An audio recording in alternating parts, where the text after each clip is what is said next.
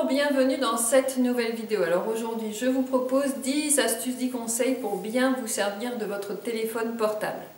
Si vous êtes intéressé à votre santé, vous devriez savoir que le téléphone portable fait partie des choses qui peuvent entraver votre santé, voire même être très délétères, en sachant que de plus en plus d'informations vont dans le sens que le portable serait cancérigène.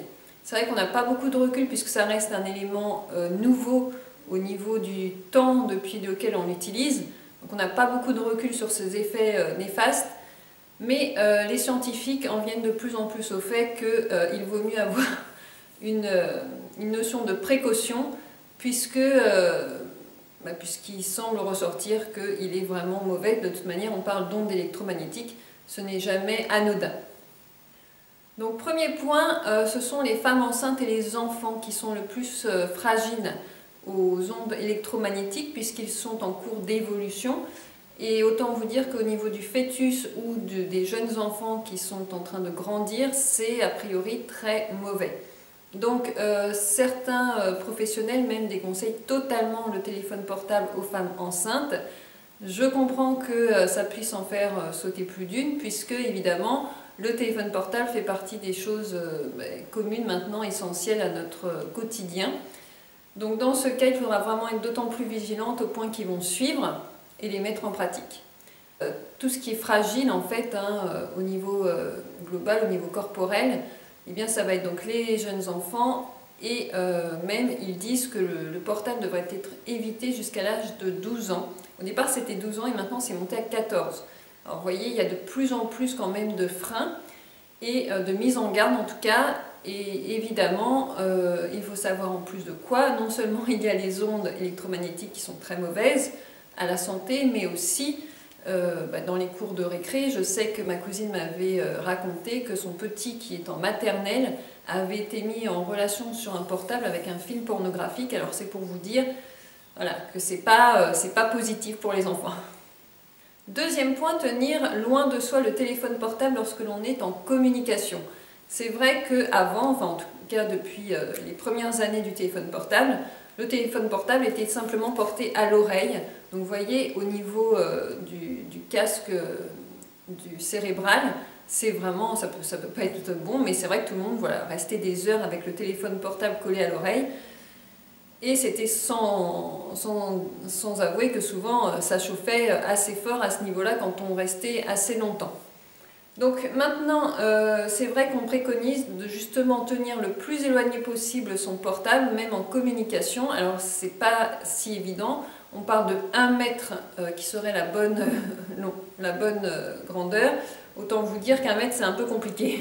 Donc, mais en tout cas, l'idée de ne plus le mettre le plus possible à l'oreille, ça on évite, et d'essayer de le mettre assez loin de soi lorsque l'on a une communication. Troisième point, les ondes passives. C'est vrai que plus il y a une concentration de personnes, plus il y aura une concentration d'ondes électromagnétiques, puisque aujourd'hui tout le monde a son portable, il faut l'avouer. Donc il faut éviter le plus possible d'être dans ce type de lieu. C'est pareil, c'est des conseils qui sont tels qu'ils sont, qui sont réalistes, mais qui ne sont pas totalement faciles à mettre en pratique.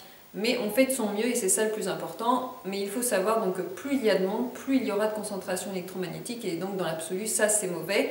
De la même manière que lorsqu'on utilise son portable dans la voiture, il n'y a rien de pire puisqu'il va y avoir la coque de la voiture qui va faire un effet résonance vraiment très forte au niveau des ondes électromagnétiques et ça c'est très mauvais. D'ailleurs, personnellement, moi je ne peux pas du tout passer une communication de plus de 1 ou 2 minutes dans une voiture parce que très vite, je sens que j'en ai presque mal à la tête en fait. Quatrième point, évitez de porter votre téléphone portable proche de vos différents organes. Donc par exemple, la problématique est que beaucoup d'hommes portent les portables soit au niveau de leurs testicules, donc dans la poche de devant, soit derrière, soit même au niveau du cœur. Et certaines femmes aussi peuvent le porter au niveau d'une poche, au niveau de la poitrine, ce qui est évidemment très mauvais.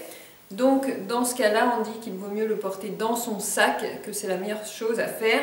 Ou si vous le mettez contre vous, essayez de faire que ça soit un temps court et que ça ne soit pas toute la journée, etc.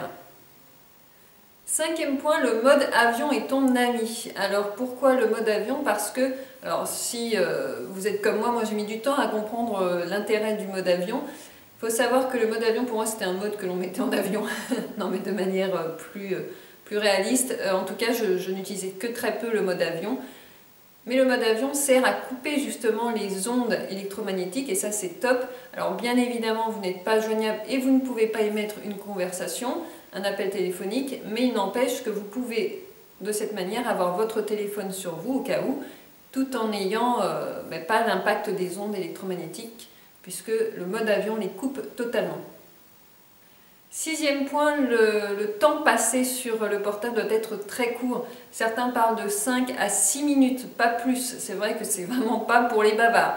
Il faut être le plus concis, le plus rapide avec son téléphone portable. Ce n'est pas quelque chose de si fréquent hein, qu'on se le dise. C'est vrai que quand on commence une conversation, en général, on y passe plus de 5 à 6 minutes.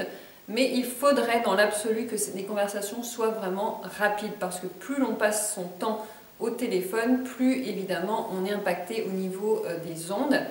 Et le mieux du mieux, ça serait de passer le téléphone si vous l'avez à l'oreille, ce que je ne vais pas vous conseiller, mais si par hasard vous l'avez à l'oreille, en tout cas il faudrait passer de manière fréquente, changer d'oreille au cours de la conversation.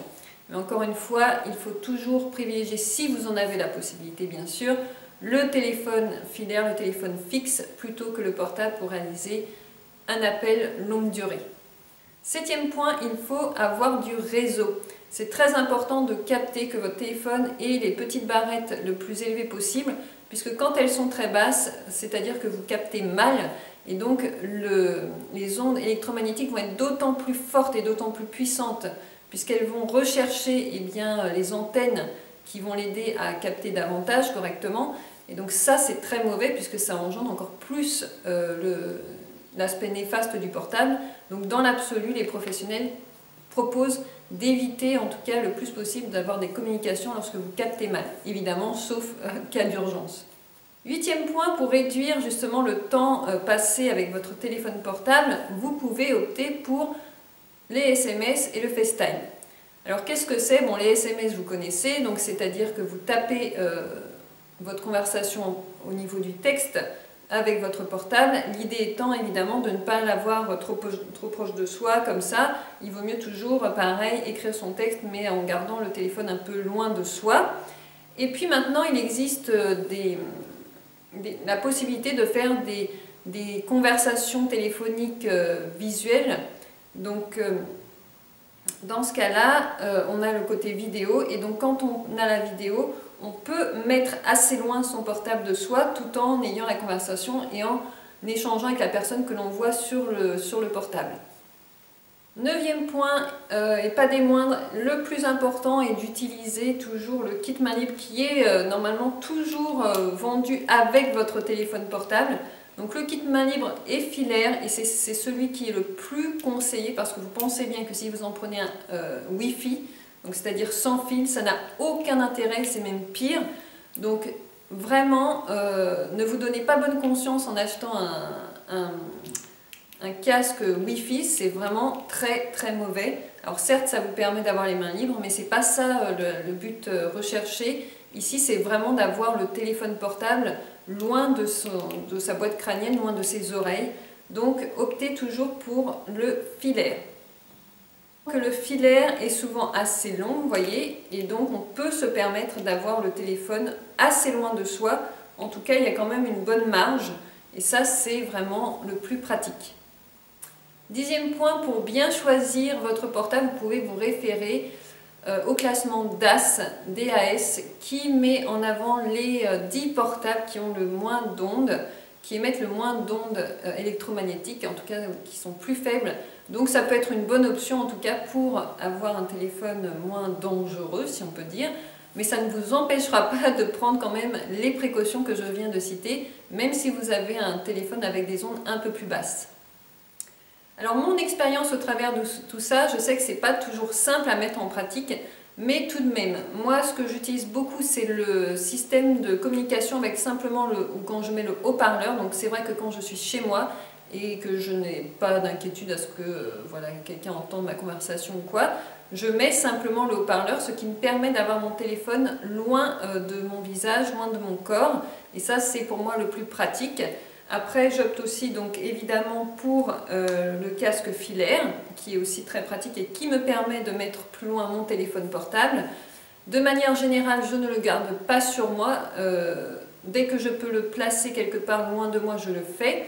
En général, il est dans mon entrée et ça ne m'empêche pas de l'entendre et d'aller le consulter si j'ai besoin. Mais il reste voilà, un peu plus loin.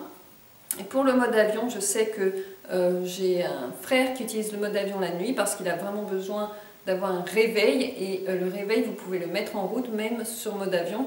Parce que bien évidemment, hein, ça va de soi, il est très très très mauvais pour votre santé de garder un téléphone qui capte, qui est en fonction et qui capte.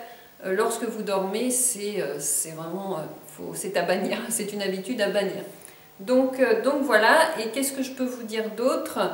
Eh bien non, ben voilà, en général c'est ce que je fais. Mais c'est vrai que je me rends compte qu'on a facilement l'habitude d'avoir de mauvaises habitudes, c'est le cas de le dire. Et je trouve qu'on ne nous... enfin, en tout cas dans les débuts de l'arrivée du téléphone portable, de notre utilisation, je sais que moi j'ai fait beaucoup de bêtises. Je pouvais passer des heures au téléphone sans me poser de questions. Et c'est au fur et à mesure du temps, évidemment, que voilà, les scientifiques, les professionnels de la santé sont en train de mettre en garde. Et pour autant, je pense que s'ils mettent en garde à leur niveau, il est largement temps d'être très vigilant. Voilà, j'espère que cette petite vidéo vous aura plu. Je vous dis à très bientôt. Prenez soin de vous.